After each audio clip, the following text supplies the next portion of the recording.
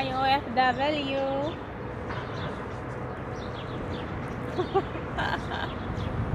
Alam nyo dun sa market doon, kanina pa siya tingin ng tingin sa akin.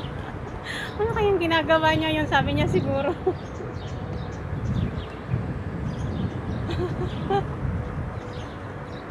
Sarap kasi manirahan dito eh. Alam nyo guys, I love Bukid. Although hindi naman ako talaga nakatira sa Bukid, kaso parang feeling ko mas masarap yung mabuhay sa sa maraming mga kahoy, ganyan, prutas, trees, ganyan. And then mga ibon lang yung naririnig. Ang fresh. Kanina pa tingin na tingin yung nagtitinda dito kasi minsan noon humingi ako sa kanya ng ng tubig para dun sa